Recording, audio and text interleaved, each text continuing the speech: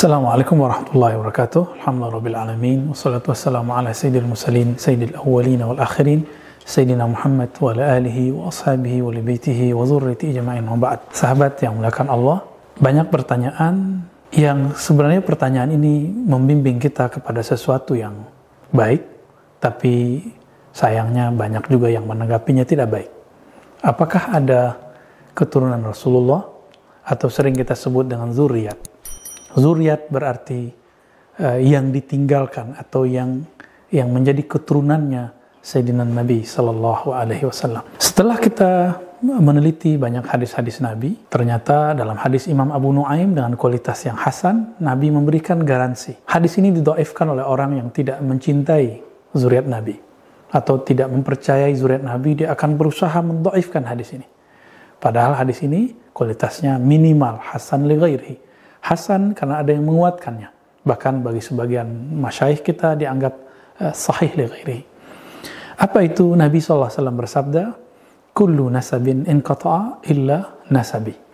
Semua nasab, semua keturunan akan terputus sejarahnya, akan terputus keterangannya, akan terputus keberlanjutannya, kecuali nasabi, nasabnya Nabi Muhammad sallallahu alaihi wasallam. Ini penjelasan eksplisit dari Nabi. Lalu bagaimana dengan hadis yang lebih sahih? Ternyata dalam satu khutbah yang panjang, Nabi sallallahu alaihi wasallam pernah mengatakan satu kalam setelah beliau bertahmid, memuji Allah SWT, lalu mengatakan, inni tarikun fikum saqalain. Aku tinggalkan untuk kamu dua saqalain. Dua saqal. Apa arti saqal? Beban yang berat, wasiat yang berat. Apa itu? Wasiat menjaga kehormatan nasab Rasulullah Sallallahu Alaihi Wasallam. Ya. Namun Nabi kemudian menyebutnya saqalain karena ilmu ini ada pada dua hal. Kitab Allah. Jadi beliau mengatakan awwaluhuma kitabullah. Yang pertama adalah kitabullah. Hadis ini diriwayatkan oleh Imam Muslim dalam Fadailus Sahabah, hadis nomor 2408. Apa kata Rasulullah SAW? Fihil huda wan nur. Yang pertama adalah kitabullah. Di dalamnya ada hidayah dan ada cahaya. Fakhuzu bi kitabillah wastamsiku bihi. Maka pegang eratlah, ambillah kitabullah dan jangan lepaskan. Wastamsiku bihi. Fahassa ala kitabillah wa raghaba fihi. Summa qala. Setelah Nabi kemudian menguatkan motivasi perintah kepada para sahabat agar berpegang kepada kitabullah, lalu beliau mengatakan, wa ahlu baiti. Yang kedua yang berat itu adalah ahlu bait Nabi Muhammad sallallahu alaihi wasallam. Lalu beliau mengulang 3 kali, udzakirukumullah fi ahli baiti. Diulang kalimat ini 3 kali. Aku ingatkan kalian terhadap mengenai pentingnya menjaga kehormatan ahlu baitku. Lalu beberapa sahabat bertanya di pertengahan hadisnya, alaysa nisa'uhu min ahli baiti? Bukankah pasangan Nabi, istri Nabi adalah ahlu bait? Nabi mengatakan iya, tapi ahlu bait dalam kalimat hadis tadi itu khusus orang-orang yang diharamkan atau terlarang kita bersedekah kepada mereka. Hum alu Ali. Mereka adalah keluarga keturunan Ali. Alu Uqail, alu Ja'far, alu Abbas. Jadi 3-4 dari keluarga Nabi Sallallahu Alaihi Wasallam. Ya. Hadis ini teman-teman yang bukan Allah menunjukkan bahwa pesan Nabi, aku tinggalkan untuk kamu 2 pesan, 2 wasiat. Selama ini para penceramah, pengkhotbah, karena mohon maaf tidak menelaah dengan detail hadis Sahih Muslim, apa yang terjadi? Kebanyakan hanya menggunakan hadis yang tidak sampai derajatnya sesahih Imam Muslim. Itu ada dalam riwayat Imam Ibnu Abi Syaibah, salah satu guru dari Imam Muslim, punya kitab judulnya Al-Musannaf. Taraktu fikum amrain. Aku tinggalkan kamu 2 amr, 2 perkara, 2 urusan. Kitab Allah wa sunnata Rasulillah. Kitab Allah dan sunnah Rasul.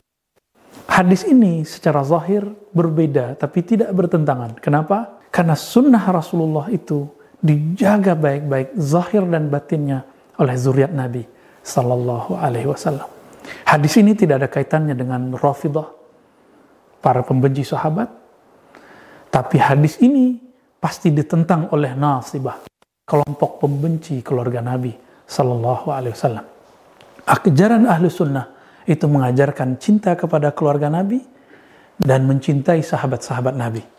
Sedangkan ajar Rafidah, kelompok Syiah Rafidah, tidak semua Syiah Rafidah, ada Syiah Zaidiyah. Syiah Rafidah, mereka membenci selain daripada orang-orang yang tergabung kepada keluarga Nabi. Maka mereka membenci Abu Bakar, Umar, Utsman. Bahkan mereka membenci sosok perempuan suci yang mana Rasulullah meninggal di pangkuannya, Sayyidah Aisyah. Maka kita pastikan orang ini Rafidah. Rafid artinya membuang, mencaci maki keluarga atau sahabat Rasulullah SAW. Adapun orang yang membenci orang-orang yang dekat kepada Nabi dari kalangan nasabnya disebut dengan nasibah. Ini perkara kedua. Ada persoalan yang ketiga. Kenapa muncul sebagian orang menentang keras tidak ada zuriat keturunan Rasulullah saat ini? Barangkali ada dua sebab. Pertama, karena ketidaktahuan terhadap ilmu nasab atau ketidaktahuan terhadap hadis ini. Hadis ini teman-teman, ini diperkuat nanti penjelasannya dalam hadis Imam Abu Daud dan Tirmizi. Dalam hadis Imam Abu Daud dikatakan, "Lau lam yabqa minad dahr illa yauman." Seandainya tidak tersisa lagi di alam semesta ini kecuali satu hari, lalu kiamat, pasti Allah, la ba'atsallah, tentu Allah akan membangkitkan, mengutus satu rajulan, seorang sosok min ahli baiti, dari keturunan ahlu baitku. Begitu dalam riwayat Imam Abu Daud yang beliau jelaskan dalam kitab Al-Mahdi, bab tentang Al-Mahdi. Maka ada kecurigaan kedua, tapi ini menjadi fakta. Orang-orang yang membenci atau tidak percaya kepada zuriat Nabi SAW, jika tadi karena ketidaktahuan, semoga Allah memaafkan. Tapi jika ada karena masalah ini, karena dia tidak mempercaya ada sosok Al-Mahdi, maka ini berbahaya. Dan salah satu fitnatul Dajjal, kekacauan yang ditimbulkan oleh Dajjal para pembohong yang luar biasa, dia akan mengatur pasukannya untuk membawa nama agama atau logika-logika pendek untuk membenci keturunan Rasulullah atau menghembuskan isu-isu bahwa tidak ada keturunan Rasulullah SAW. Maka hati-hati, orang-orang yang mengatakan ini, dia sudah terkena kepada fitnatul Dajjal. Maka mari berdoa di akhir salat kita, Allahumma inna a'udzubika min fitnatil mahya wal mamat. Boleh kita tambahkan dalam hadis Nabi, min fitnatil qabri wa adzabin nar wa fitnati masihid dajjal. Di ujung itu Nabi mengajarkan, ya Allah lindungi aku dari kekacauan yang disebabkan oleh Dajjal. Apa salah satunya? Membenci zuriat Rasulullah.